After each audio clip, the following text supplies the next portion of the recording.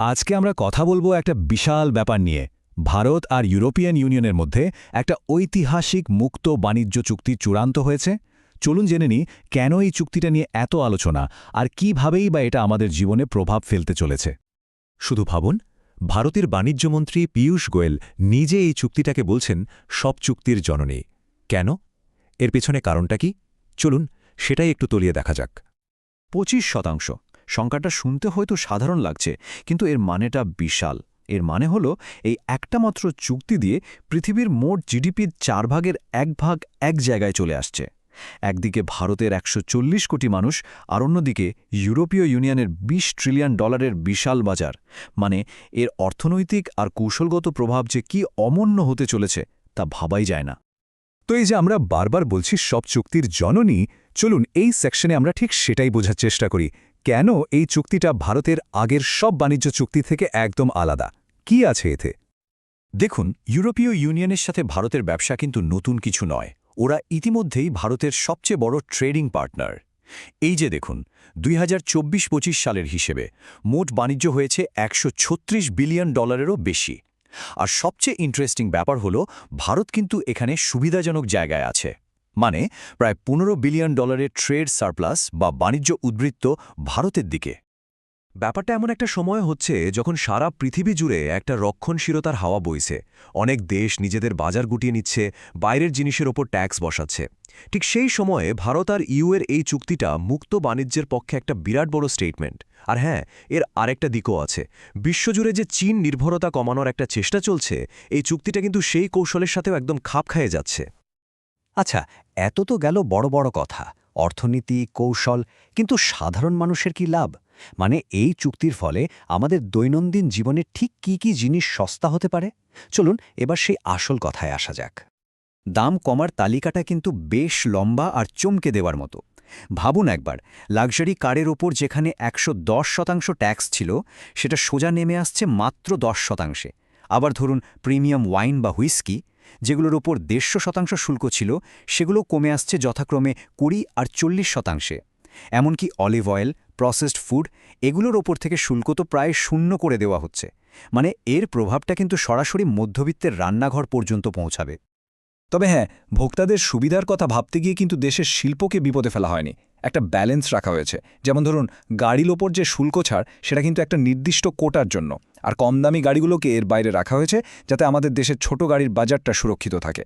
একইভাবে ডেইরি বা পোল্ট্রির মতো খুব সংবেদনশীল কৃষি খাতগুলোকেও এই চুক্তির বাইরে রাখা হয়েছে। আচ্ছা, আমদানি নিয়ে তো অনেক কথা হলো, এবার উল্টো দিকটা দেখি। ভারত ইউরোপের বাজারে কি কি বিক্রি করবে? এই চুক্তির ফলে ভারতের ব্যবসা আর কর্মীদের জন্য কি অসামান্য সুযোগের দরজা খুলে যাচ্ছে? পার্থক্যটা আকাশ আর পাতালের মতো। আগে কি হতো? ভারতীয় পণ্যকে 10 থেকে 16% শুল্ক দিয়ে ইউরোপের বাজারে ঢুকতে হতো, মানে শুরুতেই পিছিয়ে পড়া। আর এখন কি হবে? 99%-এরও বেশি ভারতীয় পণ্য কোনো রকম শুল্ক ছাড়াই সেখানে ঢুকতে পারবে। এর ফলে কি হবে? ভিয়েতনাম বা বাংলাদেশের মতো দেশগুলোর সাথে ভারত একটা বিরাট অ্যাডভান্টেজ পেয়ে যাবে। আর এর সবচেয়ে বেশি লাভ পাবে ভারতের সেই সব শিল্প যেখানে প্রচুর মানুষের কর্মসংস্থান হয়। যেমন ধরুন টেক্সটাইল, চামড়ার জিনিস, জুয়েলারি, ইঞ্জিনিয়ারিং গুডস। এই প্রত্যেকটা সেক্টরের রপ্তানি বাড়ার মানে হলো আমাদের দেশে লক্ষ লক্ষ কারিগর আর শ্রমিকের হাতে কাজ আসা, নতুন চাকরি তৈরি হওয়া। এই চুক্তিটা কিন্তু শুধু মালপত্র কেনাবেচার মধ্যে আটকে নেই, এর ব্যাপ্তি আরও অনেক গভীরে। বাণিজ্য তো আছেই, তার সাথে জুড়েছে সার্ভিস বা পরিষেবা, মানুষের যাতায়াত, এমনকি কৌশলগত প্রতিরক্ষা। এই বিষয়গুলোই চুক্তিটাকে একটা অন্য মাত্রায় নিয়ে গেছে। 144, এই সংখ্যাটা মনে রাখুন, কারণ ভারত ইউরোপীয় ইউনিয়নের 144টা সার্ভিস সাবসেক্টরে কাজ করার সুযোগ পেয়েছে। এর মধ্যে আইটি, ফিন্যান্স, প্রফেশনাল সার্ভিসের মতো গুরুত্বপূর্ণ ক্ষেত্রগুলোও আছে। ভারতের সার্ভিস নির্ভর অর্থনীতির জন্য এটা একটা বিশাল বড় জয়। আর শুধু তাই নয়, ভারতীয় পেশাদার আর ছাত্রছাত্রীদের জন্য দারুণ খবর। একটা মোবিলিটি ফ্রেমওয়ার্ক তৈরি হয়েছে। এর ফলে কি হবে? 1.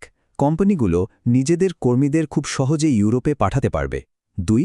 ভারতীয় ছাত্রছাত্রীরা পড়াশোনা শেষ করে 9 মাসের ওয়ার্ক ভিসা পাবে, এটা গ্যারান্টিড। 3.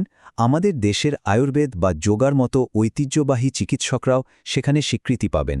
আর ভবিষ্যতে একটা সোশ্যাল সিকিউরিটি চুক্তি হওয়ারও পরিকল্পনা আছে। তবে আমার মতে চুক্তির সবচেয়ে যুগান্তকারী দিক হল নিরাপত্তা আর প্রতিরক্ষা অংশীদারিত্ব। এটা কিন্তু চারটিখানি কথা নয়। ভারত মহাসাগরে একসাথে নৌমহড়া, একটা জয়েন্ট ডিফেন্স ইন্ডাস্ট্রি ফোরাম তৈরি করা, সন্ত্রাসবাদ আর সাইবার অ্যাটাকের বিরুদ্ধে একসাথে লড়াই করা, এই সব পদক্ষেপ ভারতকে ইউরোপের কাছে শুধু একটা ট্রেড পার্টনার নয়, বরং একজন অত্যন্ত গুরুত্বপূর্ণ কৌশলগত বন্ধু হিসেবে তুলে ধরছে। একটা বড় চ্যালেঞ্জ ছিল ইউরোপের কার্বন বর্ডার ট্যাক্স বা সিবিএম। এটা নিয়ে অনেক জটিলতা ছিল, কিন্তু এই চুক্তি সেই সমস্যারও একটা সমাধান নিয়ে এসেছে। কিভাবে? ইউ ভারতের গ্রিন ট্রানজিশনে মানে পরিবেশ বান্ধব প্রযুক্তিতে যাওয়ার জন্য 500 মিলিয়ন ইউরো সাহায্য করবে। এটা ভারতের রপ্তানিকারকদের জন্য একটা বিরাট স্বস্তির খবর। তো এত সব তো হলো, চুক্তি সই হয়ে গেল, কিন্তু প্রশ্ন হলো এই সব কিছুর সুফল আমরা কবে থেকে পেতে শুরু করব? মানে চুক্তিটা বাস্তবে কার্যকর হবে কবে? চলুন শেষ পর্বে সেটাই দেখে নেওয়া যাক।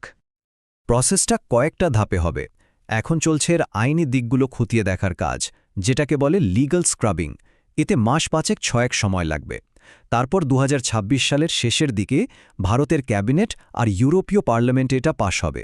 আর সব ঠিকঠাক থাকলে আশা করা যায় 2027 সালের শুরু থেকেই আমরা এই চুক্তির সম্পূর্ণ বাস্তবায়ন দেখতে পাব। তাহলে শেষ পর্যন্ত কি দাঁড়ালো?